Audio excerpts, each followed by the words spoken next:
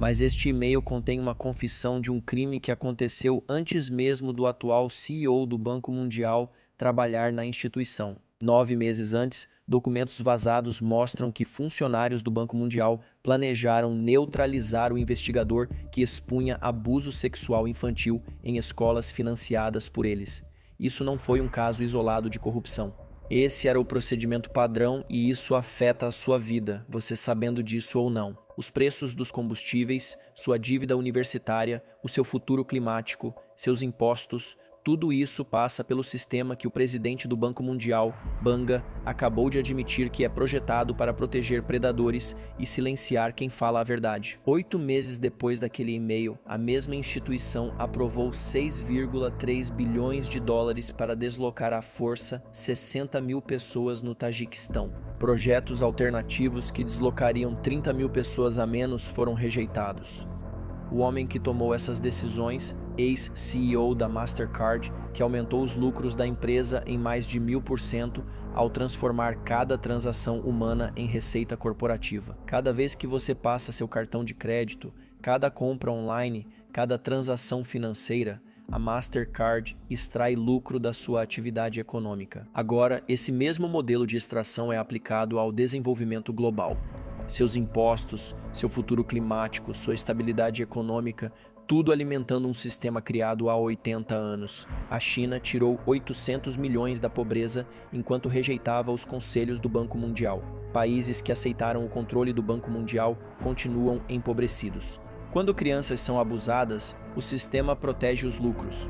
Quando famílias são deslocadas, ele protege o prestígio. E quando a próxima crise chegar, é o sistema que determina se você sobrevive ou se torna sua próxima vítima. Mas a J. Banga não projeta o sistema. Tudo começa há 80 anos, com um acordo selado por um aperto de mão entre o funcionário do Tesouro americano Harry Dexter White e o economista britânico John Maynard Keynes, dois homens que acham que estão salvando o mundo.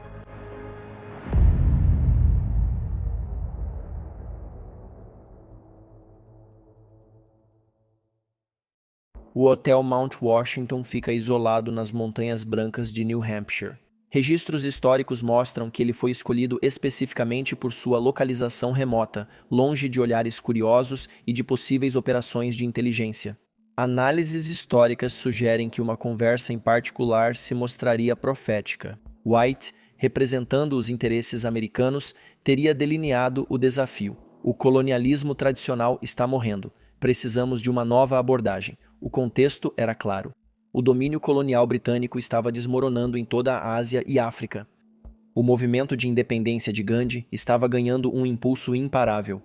A ocupação militar estava se tornando insustentável.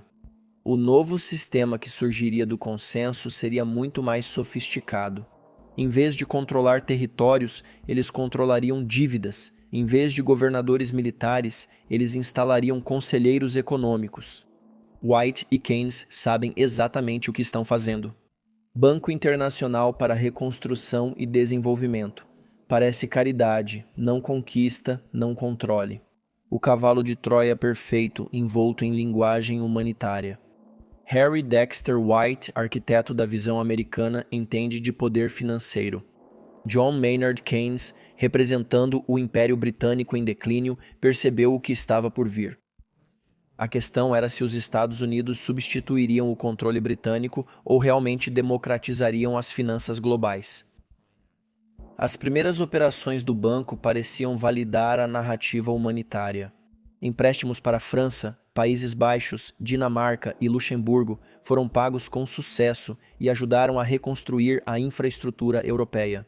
Esse sucesso não foi acidental. Uma análise estratégica revela que a reconstrução europeia serviu a múltiplos propósitos. Isso criou precedentes bem-sucedidos que legitimaram a instituição. Reconstruiu o mercado para produtos americanos e preparou o terreno para o verdadeiro alvo. Entre 1950 e 1975, mais de 50 nações africanas conquistaram a independência. Cada novo país enfrentou o mesmo desafio: como construir uma infraestrutura moderna e desenvolver capacidade industrial sem os recursos que haviam sido extraídos durante o domínio colonial. Missões do Banco Mundial chegaram com ofertas atraentes, empréstimos de baixos juros para o desenvolvimento de infraestrutura, conhecimento técnico para a modernização, parceria na construção de economias independentes e prósperas. Mas em 1968 tudo se acelerou. Robert McNamara, ex-secretário de Defesa e arquiteto da estratégia da Guerra do Vietnã, tornou-se presidente do Banco Mundial. Sua nomeação marcou uma mudança da pretensão humanitária para a escolha sistemática de alvos. Isso não foi uma expansão aleatória. McNamara mirou sistematicamente países que eram estrategicamente importantes para a extração de recursos ou geopoliticamente significativos durante a Guerra Fria. Foi também durante o mandato de McNamara que o Banco Mundial começou a atrelar seus empréstimos a condições econômicas sistemáticas. Esses programas de ajuste estrutural se tornariam o principal mecanismo para o novo colonialismo. Sob o comando de McNamara, os empréstimos anuais do Banco Mundial explodiram de $1 bilhão para 12 bilhões. Mas os empréstimos vinham com condições, exigências de políticas que iriam remodelar economias inteiras. Na década de 1970, a armadilha estava montada. Os países haviam tomado empréstimos durante períodos estáveis. Agora vieram as quedas nos preços das commodities, os choques do petróleo, as crises da dívida. Quando esses países buscaram ajuda, os funcionários do Banco Mundial estavam prontos com soluções que se mostrariam mais perigosas do que os problemas originais. Para ver como esse sistema funcionava na prática, precisamos examinar o que aconteceu com um país que caiu direto na armadilha. Zâmbia conquista a independência após 73 anos de domínio colonial britânico. Relatos da época mostram que o presidente Kenneth Kaunda prometeu que a independência traria prosperidade para uma nação rica em cobre e outros recursos naturais. É aí que entra o Banco Mundial. Em 1973, atas de reuniões mostram que uma delegação chegou a Lusaka com o que parecia ser a solução perfeita. Eles ofereceram $100 milhões para modernizar a indústria do cobre da Zâmbia e desenvolver a capacidade de processamento nas etapas seguintes da cadeia. Os termos pareciam generosos. As taxas de juros estavam abaixo dos níveis comerciais. O prazo de pagamento era de 20 anos. Não havia condições políticas imediatas vinculadas. Então veio o colapso. Em 1975, dados da Bolsa de Metais de Londres mostraram que os preços globais do cobre despencaram quase 40% em apenas 6 meses. O que antes era uma exportação lucrativa, de repente se tornou uma operação deficitária. As atas das reuniões do gabinete mostram o dilema impossível dos líderes do país: deixar de pagar o empréstimo e perder o acesso aos mercados internacionais de crédito, ou aceitar as condições do Banco Mundial e sacrificar a soberania. Em 1977, o acordo de reestruturação mostra que o país aceita o que o Banco Mundial chama de condicionalidades. A dívida pode ser estendida, financiamento adicional pode ser fornecido, mas agora são exigidas mudanças na governança. O acordo assinado exige que o país privatize empresas estatais, elimine barreiras comerciais, corte os gastos do governo com serviços sociais, desvalorize a moeda e aceite conselheiros econômicos estrangeiros com poder de supervisão sobre as decisões orçamentárias. As minas de cobre, onde gerações de zambianos trabalharam, foram compradas por corporações multinacionais por uma fração do seu valor estimado. Documentos de venda mostram que a corporação Anglo-American, a Glencore e outros gigantes globais da mineração adquiriram ativos que levaram décadas para serem desenvolvidos. A armadilha da dívida só estava começando. A matemática financeira mostra que o empréstimo original de $100 milhões havia crescido para mais de $300 milhões em obrigações totais, devido aos juros compostos, taxas de refinanciamento e empréstimos emergenciais adicionais necessários para pagar a dívida original. Pesquisas acadêmicas confirmam que a experiência da Zâmbia não foi única. Padrões semelhantes surgiram ao longo dos anos 80 em Gana, Tanzânia, Quênia, Nigéria e dezenas de outras nações recém-independentes. Os programas de ajuste estrutural exigiram que as Filipinas reduzissem os subsídios agrícolas, eliminassem as cotas de importação e abrissem os mercados internos à concorrência internacional. Os agricultores locais não conseguiam competir com o arroz americano subsidiado. No ano 2000, quando os preços globais do arroz dispararam dramaticamente, as Filipinas já tinham perdido a capacidade de se alimentar sozinhas. Relatórios de crise documentam tumultos por comida em Manila, quando o país descobriu que estava completamente vulnerável à manipulação dos preços globais. Diversos estudos acadêmicos constataram que países sob ajuste estrutural tiveram desempenho econômico pior do que aqueles que mantiveram independência em suas políticas. As evidências eram claras, mas os programas continuaram. A armadilha da dívida é elegante, matemática, aparentemente sem derramamento de sangue. Os países assinam acordos, aceitam condições, perdem soberania através de burocracia e engenharia financeira. Mas o sistema do Banco Mundial tem outra dimensão, muito mais direta, muito mais violenta e muito mais traumática para as pessoas que são pegas em seu caminho. A Etiópia era o lar de aproximadamente 45 mil pessoas, a maioria pertencente a comunidades indígenas Anuak e Nuer, que cultivavam essa terra há gerações. Em 2010, o Banco Mundial aprovou um programa de desenvolvimento agrícola de 3 bilhões de dólares, chamado Programa de Rede de Segurança Produtiva. Comunicados oficiais à imprensa descreveram o objetivo como melhorar a produtividade agrícola e reduzir a pobreza rural. Porém, documentos vazados por organizações de direitos humanos mostraram que o real objetivo era liberar terras para arrendar a corporações internacionais do agronegócio. Southstar Agricultural Development, Caruturi Global e outras empresas haviam assinado acordos para desenvolver grandes fazendas comerciais para culturas de exportação. Relatos coletados por organizações de direitos humanos mostram que o reassentamento voluntário começou com a chegada das forças de segurança do governo no início de 2011. Um ancião da aldeia, em um depoimento registrado por pesquisadores do Oakland Institute, descreveu o momento. Eles vieram armados. Eles disseram que esta terra agora pertence ao governo. Qualquer um que se recusar a sair será preso. Alguns do nosso povo tentaram esconder seus filhos na floresta. As aldeias que resistiram foram queimadas. As plantações foram destruídas de propósito. Os poços foram contaminados para impedir que as famílias voltassem. As operações começaram nas terras desocupadas quase imediatamente. As diversas culturas alimentares que sustentavam as comunidades locais foram substituídas por plantações de monocultura voltadas para exportação aos países do Golfo. As famílias que foram deslocadas receberam indenizações que variavam, em média, entre 200 e 500 dólares por domicílio. Isso deveria cobrir a perda de casas, terras agrícolas, gado e tudo o que eles haviam construído ao longo de gerações. As corporações que adquiriram suas terras estavam pagando ao governo etíope milhões de dólares por contratos de arrendamento de longo prazo sobre o mesmo território. Na Índia, estatísticas do governo mostram que mais de 20 milhões de pessoas foram deslocadas por grandes projetos de barragens nas últimas 4 décadas. A barragem Sardar Sarovar sozinha deslocou mais de 200 mil pessoas de comunidades em vales fluviais férteis. O Vale do Narmada foi lar de ecossistemas diversos e comunidades antigas por milênios. Avaliações ambientais documentaram que 450 mil metros quadrados de terra fértil foram inundados para o reservatório. Em dezembro de 2024, anúncios do Banco Mundial informam que o Conselho aprovou 6,3 bilhões de dólares americanos para a barragem Rogon, no Tajiquistão. Documentos do projeto indicam que entre 50 mil e 60 mil pessoas serão deslocadas.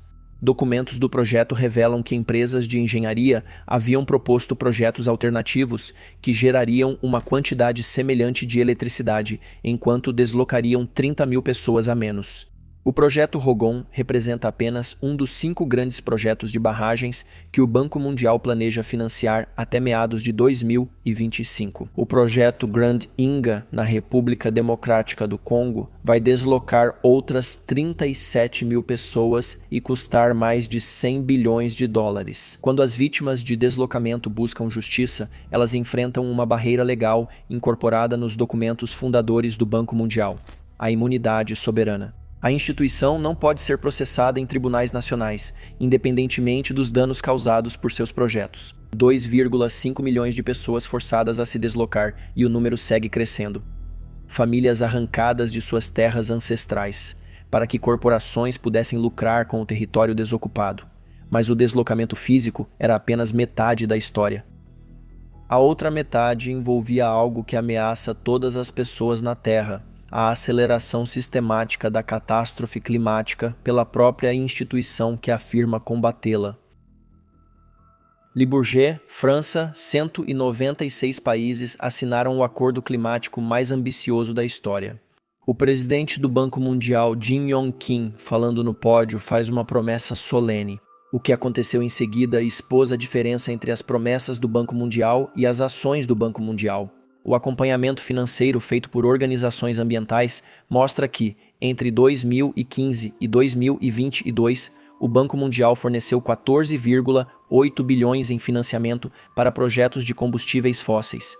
Em Moçambique, contratos de empréstimo mostram que o banco financiou uma enorme infraestrutura de gás natural. Ela vai operar por décadas, consolidando a dependência de combustíveis fósseis por gerações. Projetos de combustíveis fósseis financiados pelo Banco Mundial vão gerar aproximadamente 1,2 gigatoneladas de dióxido de carbono ao longo de suas vidas operacionais. Para colocar isso em perspectiva, isso equivale às emissões anuais do Japão, a quinta maior economia do mundo. As contradições climáticas vão além do financiamento direto aos combustíveis fósseis. Dados de monitoramento ambiental mostram que empréstimos agrícolas do Banco Mundial têm apoiado sistematicamente o desmatamento da Amazônia por meio da expansão da pecuária. Taxas de desmatamento 300% maiores em áreas com projetos agrícolas do Banco Mundial em comparação com regiões protegidas. Isso acontece em um momento crítico. Pesquisas da revista Nature Climate Change indicam que a Amazônia se aproxima de um ponto de inflexão irreversível. Após esse ponto, a floresta tropical pode deixar de ser sumidouro de carbono e virar fonte de carbono, acelerando o aquecimento global. As contradições climáticas foram intensamente examinadas em 2024. Uma investigação da Oxfam descobriu que entre 24 e 41 bilhões de dólares em financiamento climático do Banco Mundial não puderam ser devidamente rastreados ou verificados. O Banco Mundial estava redefinindo projetos já existentes como financiamento climático, sem alterar seu real impacto ambiental. A construção de estradas passa a ser considerada adaptação climática. Infraestrutura de combustíveis fósseis vira energia tradicional. A destruição dos ecossistemas se estende aos megaprojetos de barragens que o Banco Mundial voltou a financiar. Avaliações ambientais mostram que a barragem Nam-te-um 2 no Laos inundou 450 km² de floresta tropical que abrigavam dezenas de espécies endêmicas. Pesquisadores descobriram que grandes reservatórios de barragens emitem quantidades significativas de metano, um gás de efeito estufa mais de 80 vezes mais potente que o dióxido de carbono em um período de 20 anos. 14,8 bilhões de dólares para combustíveis fósseis enquanto prometem ação climática. Fundos climáticos ausentes durante uma emergência climática. Destruição de ecossistemas disfarçada de energia verde. Essa traição ambiental levanta uma questão fundamental. Isso é incompetência? Ou será que a destruição ambiental é realmente lucrativa para as pessoas que tomam essas decisões? Para responder a isso, precisamos seguir o dinheiro até o topo.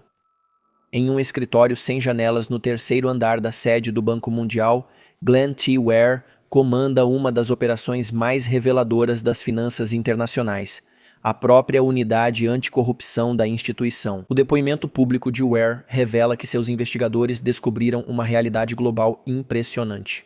2,7 bilhões em propinas são pagos todos os dias no mundo inteiro. Porém, as descobertas do departamento dele indicam que a instituição onde trabalha pode ser uma das maiores facilitadoras dessa corrupção. Para entender como essa corrupção opera em nível institucional, precisamos examinar o escândalo da Bridge International em detalhes. Reportagens investigativas revelam que esse caso expõe uma corrupção que vai muito além do dinheiro desaparecido. A Bridge International Academies foi fundada por dois empreendedores americanos, Shannon May e Jay Kimmelman, com apoio de alguns dos nomes mais prestigiados da tecnologia, como Bill Gates e Mark Zuckerberg. A empresa incorporava a ideologia de disrupção do Vale do Silício, usava a tecnologia para substituir sistemas tradicionais, extrair o máximo de lucro e expandir globalmente, independentemente das consequências locais. Os problemas surgiram quase imediatamente. Em 2013, a IFC recebeu seus primeiros relatos de abuso sexual por parte de professores nas escolas Bridge. Relatos adicionais chegaram em 2016 e 2017. Cada denúncia foi arquivada, investigada internamente e bastante encoberta. Nenhuma ação sistemática foi tomada para proteger as crianças ou responsabilizar a empresa. As anotações registram discussões sobre como o escândalo de abuso pode ameaçar o próximo financiamento e o grande contrato governamental da Bridge em Ruanda. A solução discutida foi eliminar os investigadores.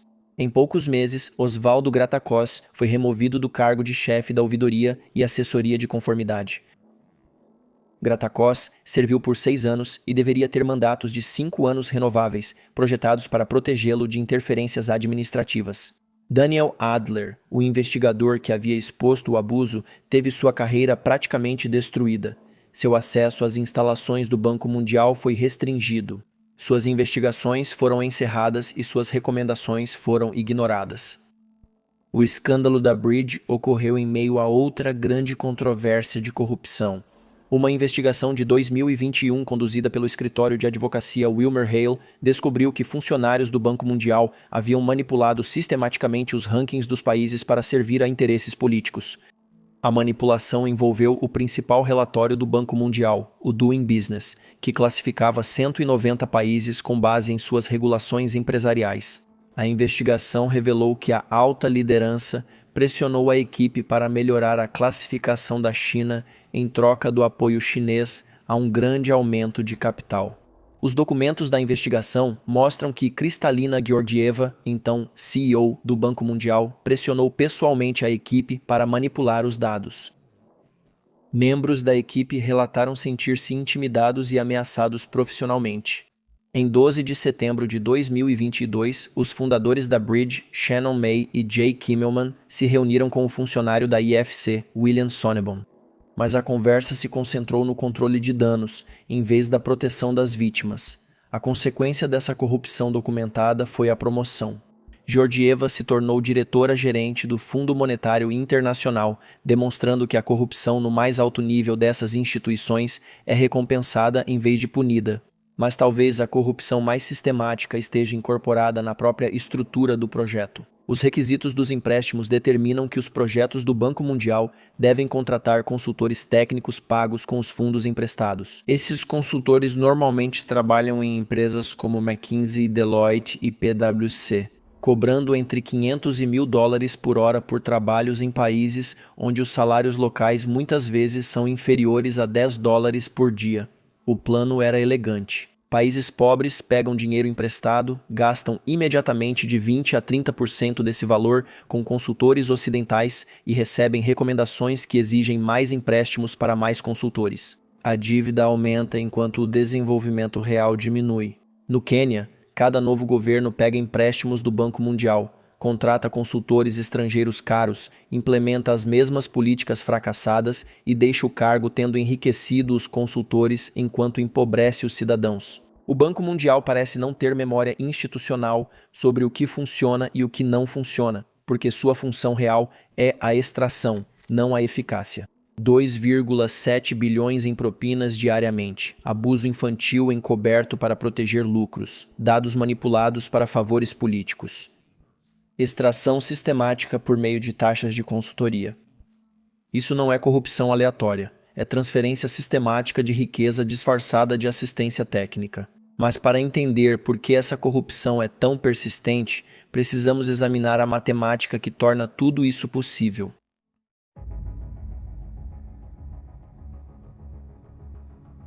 Para entender como o sistema do Banco Mundial realmente funciona, precisamos examinar a matemática. Quando um país em desenvolvimento toma 100 milhões de dólares emprestados a juros compostos por 20 anos, geralmente paga mais de 300 milhões no total. Reestruturação normalmente significa novos empréstimos para pagar empréstimos antigos, além de taxas adicionais e novas condições.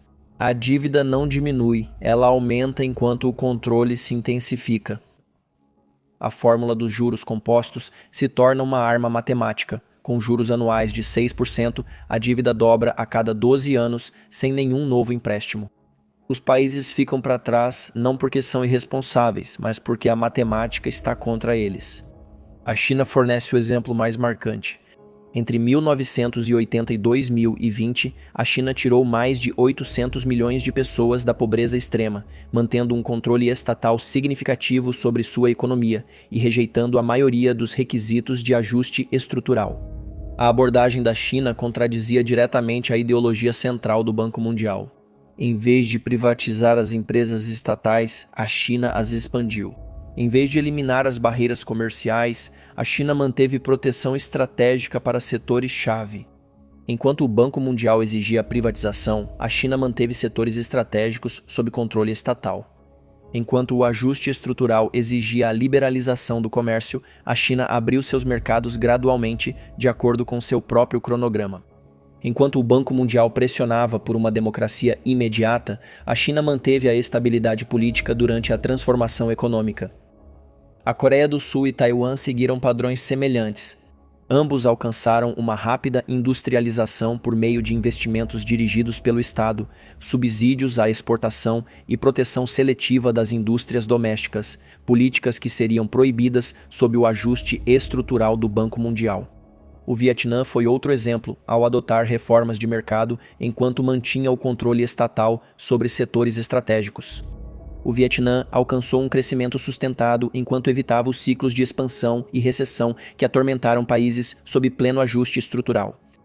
Até mesmo a Etiópia, quando limitou a influência do Banco Mundial entre 2000 e 2015, alcançou algumas das maiores taxas de crescimento da África por meio de políticas de industrialização lideradas pelo Estado.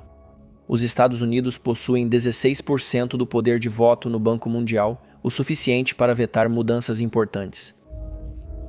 Combinados com os aliados Japão, Alemanha, Reino Unido e França, eles controlam mais de 40% dos votos, apesar de representarem uma minoria da população mundial. A China, com 18% da população mundial, detém 5,7% do poder de voto.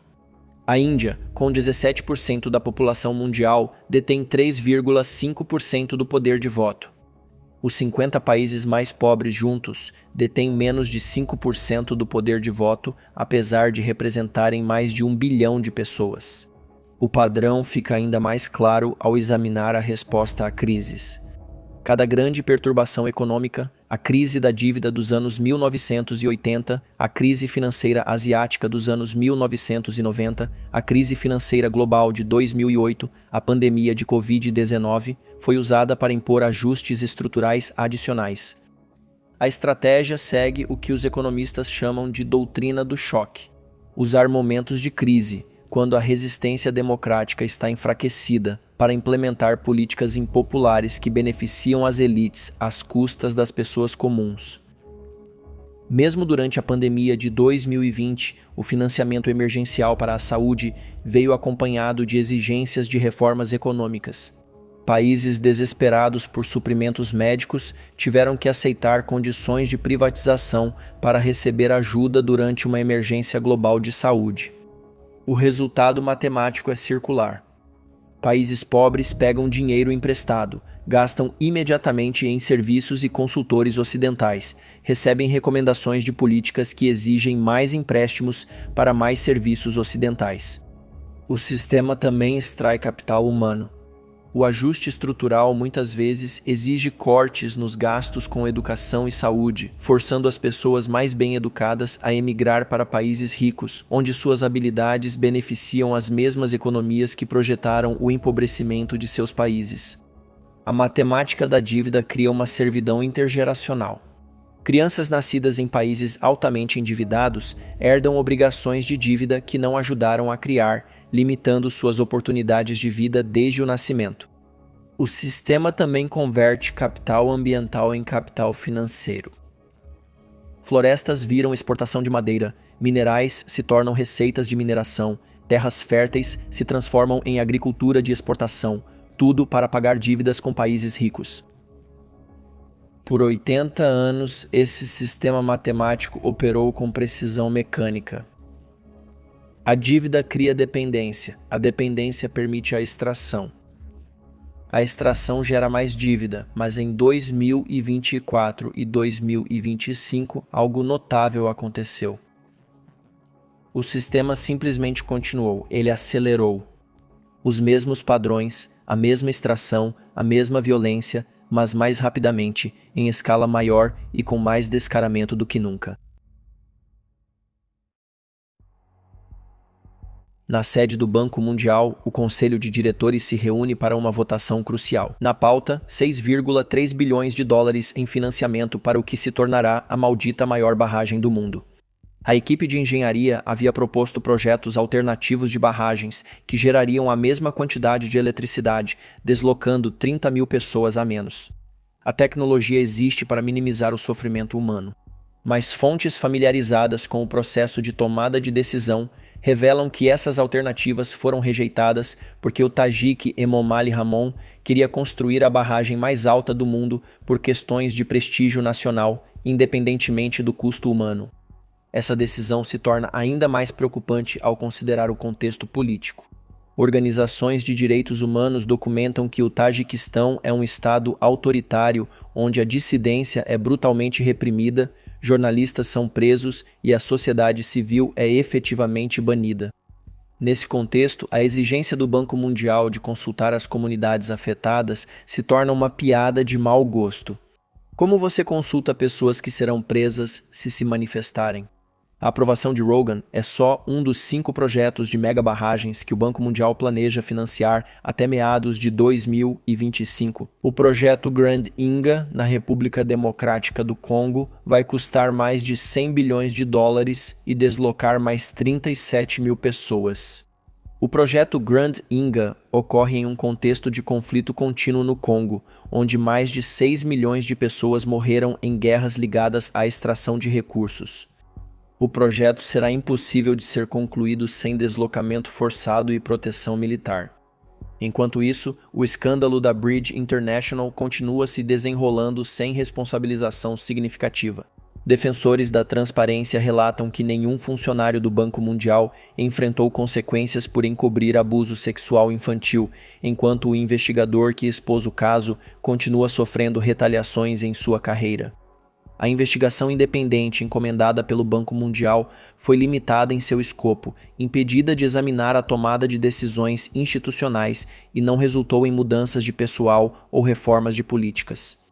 A controvérsia sobre o financiamento climático também se intensificou ao longo de 2024. A resposta do Banco Mundial às descobertas da Oxfam sobre bilhões desaparecidos foi atacar a metodologia em vez de fornecer uma prestação de contas transparente.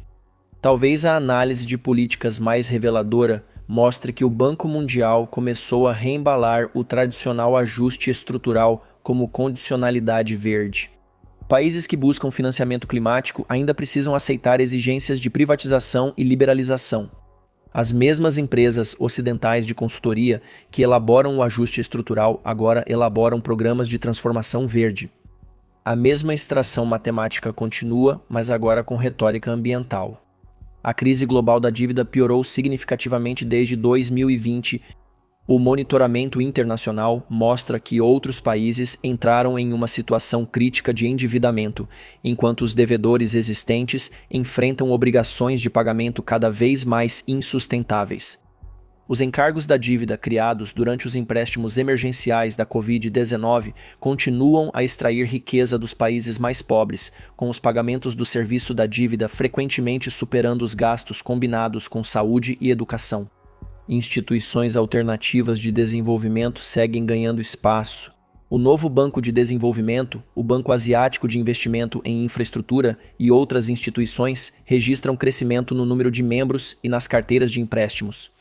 Uma nova geração de economistas também está desafiando a ortodoxia do ajuste estrutural.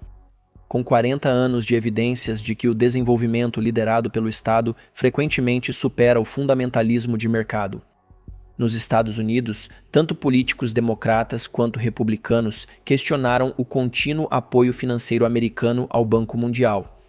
O projeto 2025 associado ao presidente Trump pediu explicitamente a retirada tanto do Banco Mundial quanto do FMI. Ações climáticas estão cada vez mais mirando o financiamento de combustíveis fósseis pelo Banco Mundial por meio de ações judiciais, ativismo de acionistas e campanhas de ação direta. A resposta do Banco Mundial a esses desafios tem se concentrado em melhorias de relações públicas e reformas processuais, em vez de mudanças fundamentais de política. O sistema central de condicionalidade e controle permanece intacto. O roteiro de evolução do presidente do Banco Mundial, A.J. Banga, amplia a participação do setor privado no desenvolvimento, acelerando a extração enquanto mantém a retórica humanitária.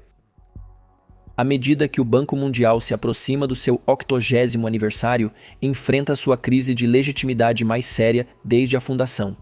A distância entre a missão declarada e os resultados reais se tornou impossível de ignorar. Pela primeira vez, ações judiciais contra a imunidade soberana do Banco Mundial estão ganhando força em tribunais internacionais, potencialmente abrindo a instituição para ser responsabilizada por suas ações. Dezembro de 2024, 60 mil pessoas a mais aprovadas para deslocamento. Março de 2024, encobrimento de abuso infantil finalmente reconhecido, mas sem responsabilização. Durante todo o ano de 2024, fundos climáticos desaparecidos, financiamento de combustíveis fósseis continua, crise da dívida acelerando. Os padrões não estão mudando, eles estão se intensificando, o que nos leva à pergunta fundamental que 80 anos de evidências exigem que finalmente respondamos.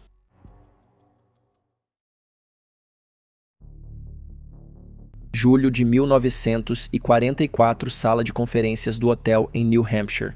2 funcionários projetando o que eles chamam de uma instituição humanitária. Dezembro de 2024, sala de reuniões em Washington, D.C. Seus sucessores aprovando o deslocamento de 60 mil pessoas para um projeto de prestígio em um estado autoritário. A análise abrangente que examinamos mostra que a linha que conecta esses momentos é surpreendentemente direta. O sistema projetado em 1944 operando em 2024 exatamente como seus arquitetos pretendiam.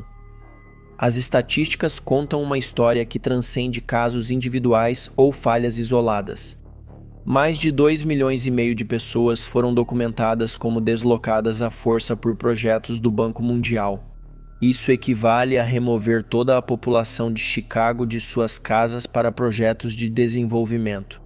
Apesar dos compromissos climáticos, foram destinados 14,8 bilhões em financiamento para combustíveis fósseis desde o Acordo de Paris, além de apoio sistemático ao desmatamento da Amazônia e outras destruições ambientais. 2,7 bilhões de dólares americanos em propinas diárias no mundo, com 10 a 30% dos projetos do Banco Mundial perdidos para a corrupção, segundo estimativas do próprio banco. Isso equivale a 26 bilhões de dólares anuais de uma instituição que diz combater a pobreza. O mais condenável de tudo é que os países com forte envolvimento em ajustes estruturais do Banco Mundial tiveram desempenho sistematicamente inferior aos países que mantiveram maior independência. A China retirou 800 milhões da pobreza, rejeitando em grande parte os ajustes estruturais do Banco Mundial. Enquanto isso, a África subsaariana, a região com maior envolvimento do Banco Mundial, teve uma redução mínima da pobreza no mesmo período. Diversos estudos acadêmicos confirmaram esse padrão. Países sob ajuste estrutural tiveram desempenho econômico inferior aos que mantiveram autonomia na formulação de políticas. As evidências eram esmagadoras, mas os programas continuaram. Essas evidências apoiam uma de 2 possíveis interpretações. Ou o Banco Mundial representa 80 anos de incompetência catastrófica ou 80 anos de sucesso sistemático em alcançar objetivos diferentes dos que são declarados publicamente. A interpretação da incompetência exige acreditar nisso. Os mesmos erros foram cometidos repetidamente sob diferentes lideranças, em diferentes países e em diferentes décadas. Avisos dos funcionários foram consistentemente ignorados sem explicação. Alternativas bem-sucedidas foram consistentemente rejeitadas, apesar das evidências. Isso exige acreditar que uma instituição composta por alguns dos economistas mais instruídos do mundo consistentemente falhou em aprender com 80 anos de seus próprios dados. A explicação alternativa sugere que os resultados foram sistematicamente consistentes com os objetivos originais concebidos em 1944. A matemática da armadilha da dívida funcionou como planejado. A extração de recursos prosseguiu como planejado. O controle ocidental foi mantido por meio de instituições internacionais. A consistência histórica favorece fortemente a segunda interpretação. Incompetência aleatória produziria resultados aleatórios. Resultados sistemáticos indicam planejamento sistemático. Volte àquela conversa de 1944.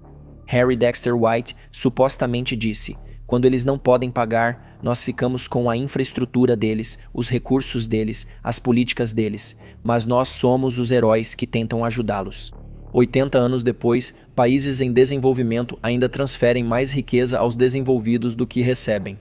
Recursos naturais vão dos países pobres aos ricos por preços abaixo do mercado. Instituições de Washington ditam as políticas econômicas de países em desenvolvimento. A previsão foi cumprida com precisão matemática. O Banco Mundial não apenas influencia as políticas. Em muitos países, ele escreve as políticas. Ministros do governo recebem instruções de funcionários do Banco Mundial. Os orçamentos nacionais exigem aprovação do Banco Mundial. Se julgarmos o Banco Mundial por manter com sucesso a influência econômica ocidental no mundo pós-colonial, transferir riqueza dos pobres para os ricos e impedir a verdadeira independência econômica nos países em desenvolvimento, ele foi espetacularmente bem-sucedido.